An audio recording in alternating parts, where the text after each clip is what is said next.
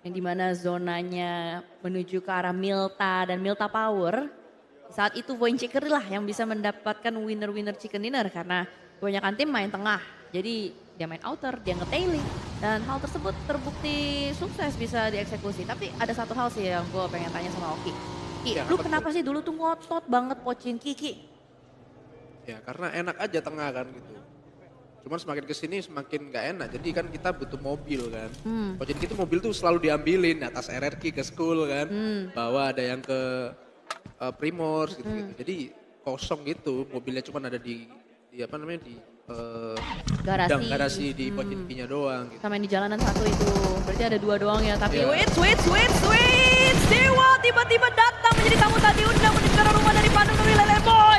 Berhasil untuk close combat. Namun pemain-pemain dari Pandem Jobrenki pun langsung menanam seorang Lele Boy. Dewa United hanya menyisakan 3 pemain saja dan Jobrenki akan menggeser menuju ke arah lantai 2. Sondara dan Arkal akan siap untuk memasak granat.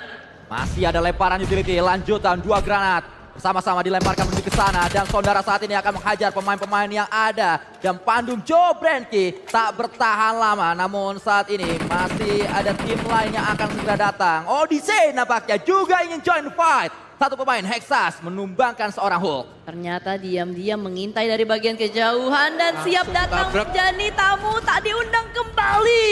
Dan saat ini Dewa United hanya menyisakan 2 saja. Apa yang akan dilakukan oleh mereka? Namun Sondara masih bisa mendapatkan seorang Hexas. Jika akan melakukan healing terlebih dahulu bersamaan juga dengan Om Thor. Tapi Sondara sudah siap-siap dengan 1 granat dilontarkan ke arah bagian bawah. Arkal pun akan vaulting ke arah bagian luar. Molotov dibakar. Pika terbatasi pergerakannya. Healing terlebih dahulu. Akan mengambil nafas. S12K dipersiapkan, namun saat ini Jogan kocok gagal. Dan Big Z berhasil mendapatkan Pika menjadi confirm elimination. Akral melakukannya. P90 dipersiapkan terlebih dahulu. Ditembakkan menuju ke area pintu karena sudah ketahuan di area dalam. Ada 1 player yang harus segera didobrak. Dewa United 5 elimination mereka kumpulkan, tapi Sondara lengah. Karena ada Horde Boys di area ini. Diam-diam horror boys. Cukup horor. Menunggu dari bagian luar. Menunggu angle yang tepat. Dan timing yang tepat. Membuat Dewa United hanya menyisakan 1 yang terakhir. Pak Guru Rocky, Aan, Brown, 3 pemain akan menggerebek rumah.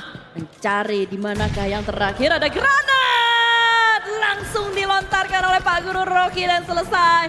Dewa United tusun dengan 6 eliminations. Horde Boys justru yang menjadi tim dapatkan keuntungan tertinggi dari fight tersebut. Namun hard check tetap dilakukan. Rock karena gak ada Rock di sana Rock. Rocky nampaknya masih berpikir ada orang di posisi tersebut sehingga membuang 2 granat cuma-cuma. Ini adalah pemain yang juga sempat menjadi juara PMPL di Spring 2022 bersama dengan Ion waktu itu. Dan Rocky menjadi pemain yang paling berpengalaman dari tim Horde Boys sekarang. Lu pernah main satu panggung sama Rocky gak sih? Pernah, dulu Pernah. kan namanya Red Rocket Pasti. sih dulu. Red Rocket Ya. Mystic. Bener. Iya. Pas di Red Ya Rocket. masih ada dulu Rocky. Berarti sama Sampai Red Face. sekarang masih berjuang deh. Sama Red Face. Sama Red Face dia. Sama Red Face sama Galang Kings dulu BTR. Mantan BTR. Oh iya, dia zaman-zamannya BTR masih Iya. galang ya. Iya. Gokil. Abis Galang tuh kan pindah dari BTR dia ke Red Rocket. Betul, kalau nggak salah. itu PMPL season 1 dan juga PMPL Ya, season 2. benar. Rocky juga merupakan player yang tidak pernah absen di PMPL walaupun timnya ganti-ganti. Udah dari Red Rocket, ke Victim, ke Ion, Morph, dan juga karena Horde Boys.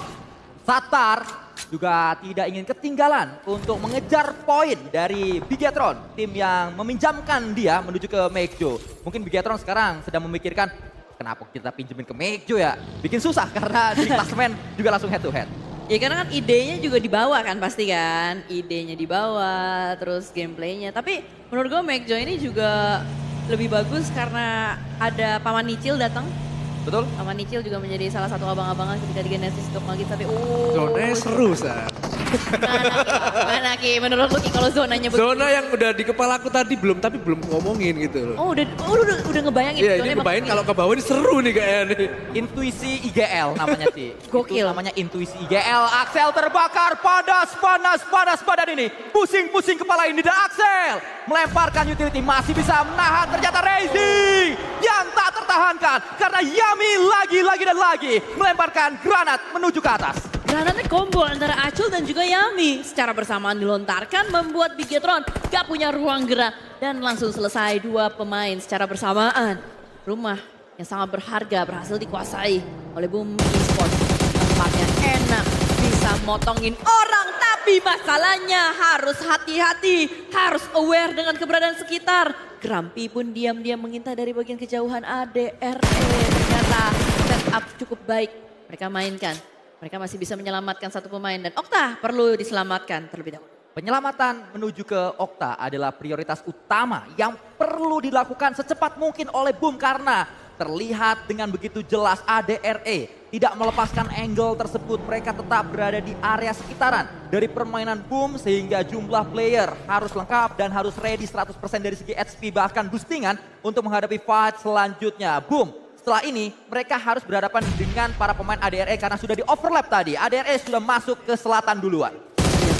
Ini timing sih yang menjadi hal penting ya untuk semua tim untuk bisa masuk ke dalam zona karena super tricky sekali.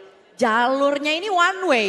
Sebenarnya ada jalur-jalur lain tapi agak complicated. Lo harus berenang, lo harus cari kapal dan lain-lain. Belum tentu lagi nanti ditembak dari orang yang udah nyampe duluan di Pulau Selatan. Dan saat ini ada beberapa tim yang mungkin sedang mengupayakan semua segala jenis jalur. Dan Alter Ego Ares masih agak susah ngap dia di bagian blue zone.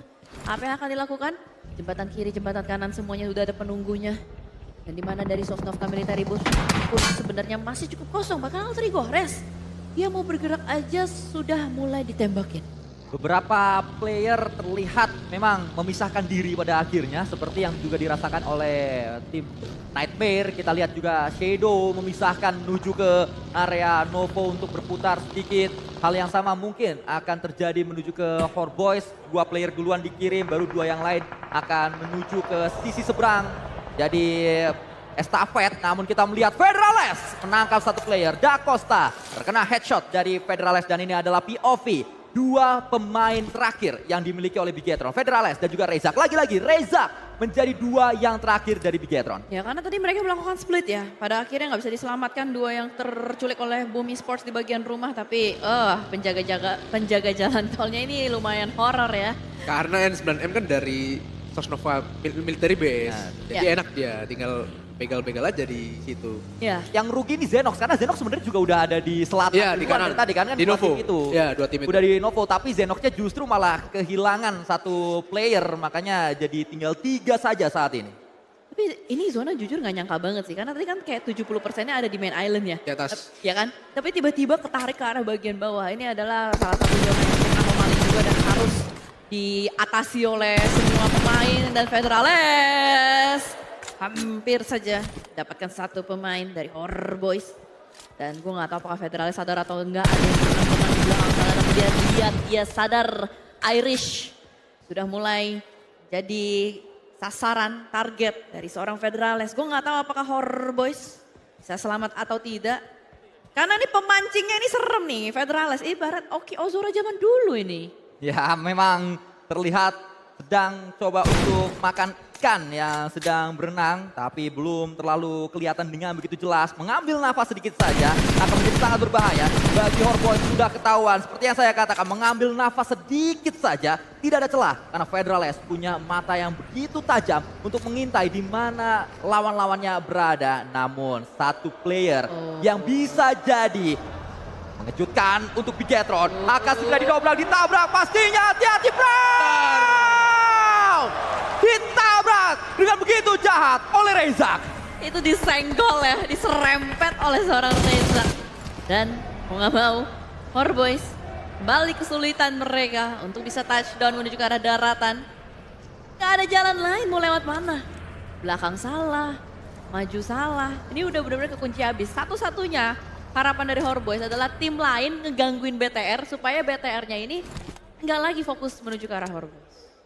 Berapa tim terpantau memang sedang terlibat sebuah fight seperti hanya Yami yang harus tumbang saat ini. Hal yang sama juga dirasakan oleh Daybot karena Fnatic mendapatkan pemain tersebut. Reza sudah kembali lagi mendapatkan Ainis dan Bang Otot nyala-nyala saat bermain di hari yang kedua. Match pertama Reza menjadi tulang punggung untuk Bigetron. Hal yang sama juga terjadi di match kedua saat ini. Saat itu sempat ada interview Zeta bilang kalau Reza tidak semenyala dulu di point. Tapi nyatanya di Grand Final, Reza sedang menunjukkan dan membuktikan taringnya. Kali Reza terus menambah poin-poin eliminations untuk Bigetron itu sendiri. Dan dua pemain terakhir dari Bigetron itu merupakan pemain-pemain kaleng-kaleng. Bahkan kemarin pun kita melihat The Razy Show ya. Satu pemain terakhir yang masih bisa dapetin eliminations banyak dan survive sampai ke late game. Boom terculik oleh Mas Eri, terculik oleh Yorus. Shadow nampaknya menambah elim cukup banyak dengan mendapatkan pemain-pemain boom. Namun satu granat akan berbahaya. Genfos berada di belakang sana, beruntung masih bisa dihindari granat tersebut. Tapi Stikli juga digedor dengan satu pemain. Rezak lagi-lagi dapetin satu player dari Horboys. Namun Rama, inilah dia King Hazel dipulangkan oleh mantan timnya. King Hazel berjumpa dengan RRQ di mana dulu kita tahu mereka sempat bermain bersama juga. Tapi saat itu Rama menggunakan Hazel. Tapi kali ini Hazel mengganti nickname-nya dengan nama aslinya. Tapi ternyata ADRE masih loh ngotot loh gangguin diem-diem dari bagian belakang. RRQ mau tidak mau harus terculik satu pemainnya. Hilang begitu saja. Dan di sisi lain Pangeran Mekjo mati lampu. Wah, Mekjo sih 180 derajat di dua game ini. Ya inilah yang cukup berbahaya untuk Pangeran Mekjo. Namun ternyata Ganyang mendapatkan satu pemain. Ganyang juga merupakan mantan pemain dari RRQ.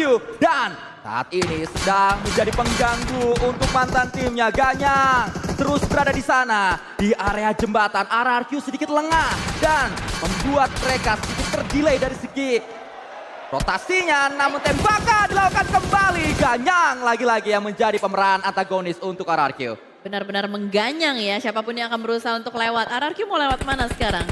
Mungkin jalur air menjadi pilihan atau tidak? Mana ternyata dari Zenox pun tetap membegal siapapun yang akan berusaha untuk lewat. Salah satunya adalah ADRE, tapi Tayo melihat ada satu angle tapi blue zone-nya membuat Tayo pun mengurungkan niat untuk melanjutkan menembak. Tapi ternyata Ganyang masih menjegal dan lapar pun terkena blue zone. RRQ terpreteli satu persatu akibat blue zone yang terlalu sakit. Stage 4, bukanlah blue zone yang enak. Ini udah harus cabut sih, it's now or never. Bahkan Ganyang pun gue rasa udah gak boleh berlama-lama di sini. Apakah Ganyang punya mobil atau enggak? Karena kalau dia lari, oh ada di depannya ada Mirado. Ya ini yang disebut makan ketan pakai ikan asin, yang namanya mantan emang suka nyakitin. Karena Ganyang yang akhirnya membuat rotasi RRQ kocar-kacir, menyisakan satu yang terakhir. Dengan demikian possible poin untuk RRQ mentok di 4 atau 5 saja dengan keadaan saat ini. Kalaupun nambah ya nggak jauh-jauh dari 2 atau 3 poin lagi bagi RRQ. Soalnya Viren touchdownnya di bagian tebing. Dan itu adalah tempat yang susah juga. Harus diharap zonanya itu ujung-ujungnya ke mereka. Tapi di sisi lain Nightmare dan Horboys. Dua mimpi buruk yang bertemu dan bertegur sapa. Rocky yang terakhir ada di belakang kapal. Kapalnya meledak, selesai nih Rocky nih. Tapi Asa masih harus melakukan reload dan selesai. Horboys dipotong oleh Nightmare. Jadi mimpi buruk dengan 7 elimination. Nightmare menjaga posisi mereka dan ingin lebih tinggi dibanding Pandum karena head to head di klasmen. Nightmare saat ini perlu untuk naik ke peringkat nomor 10 terlebih dahulu. Ganyang lagi-lagi menjadi alasan kenapa RRQ dipulangkan menuju ke lobby. Misi balas dendam selesai katanya Ganyang ya. Karena ketika kita melihat Ganyang bermain di RRQ nggak semenyala itu. Tapi ketika Ganyang ada di Zenox lebih kelihatan lah namanya ketimbang dia bermain di tim sebelumnya. But let's see, untuk zonanya cukup menyebalkan, masih menuju ke arah bagian open field. Hanya ada beberapa tim saja yang sudah mulai set up. Masih ada tempat sebetulnya. Tapi lebih menarik lagi jalan ini. Gimana? Stage 5 udah tinggal 8 tim dan tinggal 20 orang. Jadi lebih banyak space untuk rotasi gitu loh. Kalau menurut lo dengan zona yang kayak gini, paling enak di mana? Paling enak main pinggir sih, karena udah tinggal dikit. Dan ini juga akibat dari zona yang membanting ke selatan, tapi garis pesawat yang mayoritas ada di utara tadi. Para pemain-pemain yang ada, tim-tim yang ada, akhirnya rotasi mereka justru yang sangat berdarah-darah, keculik waktu rotasi. Seperti yang sudah dikatakan Oke Ozora di stage-stage sebelumnya, ini adalah match-nya Nightmare karena mereka udah di SMB duluan dibandingkan tim lain. No, keuntungan tersendiri ya untuk Nightmare. Dan mereka yang sedari tadi dapetin elim paling banyak, teman-teman bisa lihat sendiri di bagian leaderboard. Tapi tadi ada satu granat yang hampir memulangkan seorang Frenzy, namun belum cukup.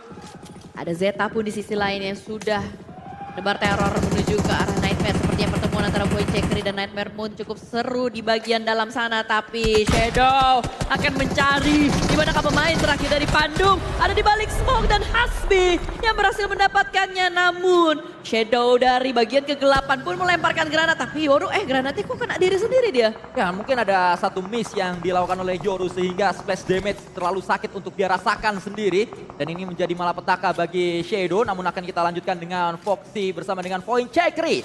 Khas sekali permainan dari Point Checkery. Gak kelihatan dari tadi, seperti gak main dari tadi. Namun zona mereka miliki dan ini waktunya Potato sebagai dalang nyuruh wayang-wayangnya untuk nyari elimination. Tapi ini wayangnya nggak bingung. Karena kalau wayangnya bingung beda lagi. Oke. Itu dalangnya bingung, wayangnya bingung. Oke. Kalau ini dalangnya aman. Bayangin, poin dari Sever nih. Dari atas loh dia. Ya dari atas dia. Coba. Dia nahan zona karena di kiri kan, di jembatan kiri kan ada banyak yang begal-begal kayak jembatan M gitu-gitu. Jadi nunggu mereka masuk, mereka baru masuk gitu. Oh, Point Checkery-nya dari tadi mungkin dia nahan pakai Bendex gitu-gitu. oh. Tailing ya berarti ya. Timingnya Potato sih ngeri ya untuk di match kali ini ya. Timingnya ya. Karena tim-tim lain juga datang dari utara, tapi nggak selamat seperti halnya RRQ yang juga datang dari utara. RRQ dan juga Void di match kali ini mereka tetanggaan. Iya. Karena sama-sama dari paling ujung utara, tapi inilah yang membedakan. Potato ada di Void yang membuat akhirnya timing rotasinya sedikit lebih lambat daripada RRQ dan pemilihannya juga beda, jembatan kanan dan jembatan kiri tadi. Jadi maksudnya IGL-RRQ. Magisnya Potato lebih kerasa di sini. Oh gitu. IGL-nya oke. RRQ baik orang Padang. Oh iya. Enak makanannya. Iya. Oke. Apa sih? Intermezzo, tipis-tipis aja. Karena tadi kan Oki sempat bilang, ini sepi di dalamnya. Ya kan? Jadi ada banyak ruang gerak. Sepi nih, sepi. Ya kan? Ya sepi. Ini mesti sabar banget gak sih kayak gini? Sabar ini harus sabar, harus bener-bener kanan kiri harus diliatin, aware sekitar gitu-gitu sih kalau harus. Soalnya hening ya? Hening banget ini pasti. Sampai zona 7, zona 8 baru gerak lagi mereka. Zona menuju ke arah sebelah kanan. Potato yang sedari tadi kita iniin banget, ternyata tidak ketiban zona dan inilah pembuktiannya. Momentumnya di sini, apakah bisa masuk ke dalam zona lagi dengan selamat atau justru harus clash terlebih dahulu dengan Nightmare dan jika memang clash, menang atau tidak itu yang akan memuluskan langkah dari Void. Jika memang menang, maka area utara full 100% akan dimiliki oleh Void dan itu luas sekali. Bener. Tapi kita lihat ya pertimbangannya akan seperti apa. Karena masih ada waktu juga untuk mereka berpikir. Di sisi lain masih ada yang menjadi ikan. Sukaan Oki Ozora sekarang. Oki dulu ini ya. Kok dulu? Sekarang mancing ya? Mancing. Ketangkep tuh. Grumpy justru yang tertangkap. Ketangkep dia. Dan langsung dipulangkan. Adre tidak selamat di match kali ini, hanya 1 poin saja setelah mendapatkan winner chicken dinner di match rondo, di match sebelumnya. Fight seperti yang tadi sempat kita diskusikan akan terjadi antara Point Checkery berhadapan dengan Nightmare. Ini adalah fight yang ditunggu-tunggu oleh banyaknya fans dari Point Checkery yang datang dari Surabaya maupun yang datang dari Timor Leste dan kita akan melihat datang semuanya. 3 pemain turun terbakar sedikit, ditembak dan 1 knockdown. Zeta knockdown, Foxy akan turun. Foxy juga knockdown. Masih ada Potato. Potato melakukan tembakan, Potato berhasil mendapatkan 1 pemain tapi tidak untuk yang selanjutnya. Oh my god, sangat disayangkan gagal mereka dan defensif dari Nightmare yang membuat mereka masih bertahan. Apa Ki? Menurut lu tadi gimana fight-nya Ki? 3 versus 4 harusnya itu dimenangin oleh Void ya. Kenapa dia kok nggak stay di rumah 1 orang untuk backup gitu loh. Kenapa langsung 4-4-nya nabrak gitu loh. Mungkin karena udah pede kali ya dari sisi call shot dari IGL-nya. Mungkin. Oh, karena udah dilihatin Ya. ada berapa orang. Kalau menurutku tadi harusnya 3-1 harusnya. Oh, miscalculation pas Ya. maju, karena kepotong 1, kepotong 2 gitu kan. Mungkin udah terlalu over PD dari Void, jadi ya itulah hasilnya. Gak apa-apa, nice try untuk Void. Try. Diskusi That's right. pastinya sedang terjadi di sisi Void. Kalau terlihat dari stage sih kayaknya lagi ada diskusi Harusnya. kenceng ya. Harusnya, Antara ya. satu dan lainnya Iya. cukup ada. Tadi kenapa sedang, Tapi itu hal yang biasa, Sar. Betul. Hal yang biasa. sedang ada luapan kekecewaan. Reset, tadi. reset, Dan reset. dilakukan Reset, oleh Void reset, Checkery di reset, stage. reset. Next match kita akan lihat lagi Void Checkery. Namun hati-hati saja. Pria Manado itu lagi masih ada. Dari tadi tahu. Dia kayaknya dengar suara tembakan kan. Kayaknya dia tadi mau ikutan, mau ngeliat. Masih ada yang bisa gue iseng-isengin gak? Masih bisa ada yang dimainin gak? Ternyata Kayaknya udah pada. Harusnya disuruh stop. Sabar gitu. Iya.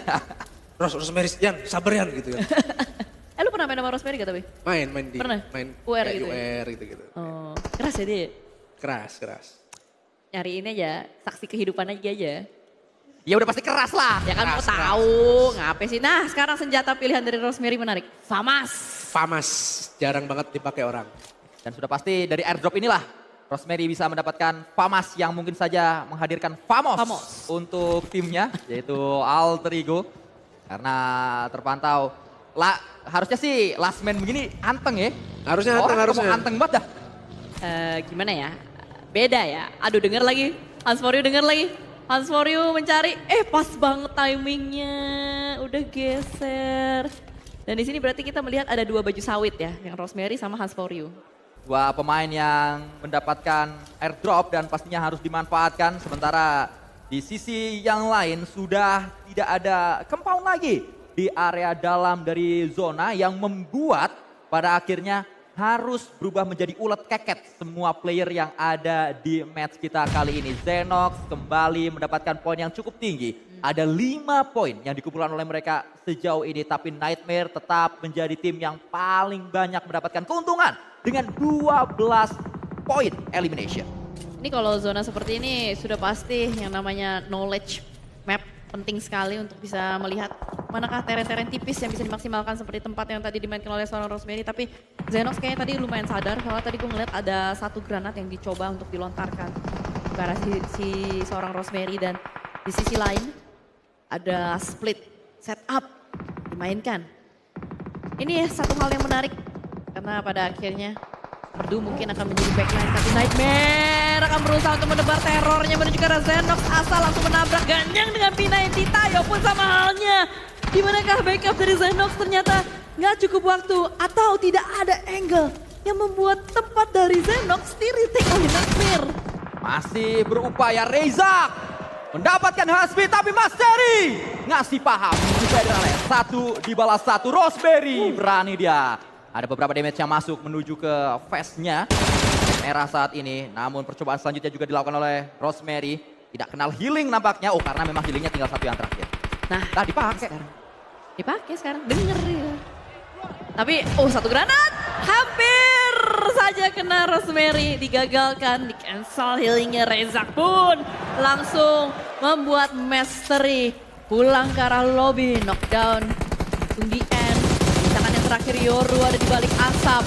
Yoru apakah bertahan atau tidak, karena sedari tadi Reza pun menggunakan FPP mode-nya akan mencoba untuk ngepres kembali dengan granat demi granat. Tapi ternyata dari bagian belakang pun ada granat balasan dan ternyata yang mendapatkan Yoru adalah Super Du. Shadow dipulangkan dan 4 tim yang bertahan saat ini. 4 tim tersebut adalah Zenox, Nightmare, Alter Ego dan juga Bigetron yang menyisakan 1 pemain terakhir. Federales pulang terkena tembakan dari Super Du. Tidak sadar ternyata pemain terakhir terus menebar terornya. Bahkan Rosemary pun saat ini masih untouchable. Belum ada peluru yang masuk menuju ke arah badan dari Rosemary. Masih bisa mengendap-ngendap. Masih bisa bertahan Rosemary dengan baju sawitnya. Jadi last man standing adalah sebuah tugas yang tidak mudah untuk diemban oleh seorang player di game PUBG Mobile. Namun Rosemary menunjukkan kelas yang berbeda. Sebagai last man standing, justru dia bisa bertahan sampai menuju ke top 3. Kita harus ingat, drop zone tidak bisa didapatkan dengan mudah oleh Alter Ego karena memang garis pesawat tidak melewati dari Lipovka. Sehingga mereka harus pindah menuju ke area hospital. Namun, zona yang tidak menguntungkan pun tetap bisa dilalui dengan begitu luar biasa oleh Rosemary yang saat ini ada di top 3. Nightmare menjadi yang paling diuntungkan. Super Du juga sangat fokus untuk menghadapi 2 lawan yang lainnya, Alter Ego dan juga Nightmare. Sabar adalah kunci. Trigger disiplin juga merupakan kunci. Stage 8 sudah hilang. Masuk menuju ke arah stage 9, Blue Zone. Bentar lagi akan membuat semuanya COD di bagian tengah. Namun ada 1 granat Dicoba dilemparkan, hanya ngepres saja, hanya menjadi tekanan saja. Namun Rosemary terkena blue zone. Mulai deg-degan teman-teman sekalian, tapi teman dari Rosemary udah terkunci. Nggak ada ruang gerak dan Asa yang menghabisi nyawa Rosemary. Bukan bermaksud mendahului kehendak Tuhan, namun ini akan menjadi winner-winner chicken dinner bagi Nightmare. Winner-winner chicken dinner yang dirasakan begitu luar biasa oleh Asa. Menggebrak meja dia untuk meluapkan kegembiraannya dengan mendapatkan satu kemenangan di Rachel. Night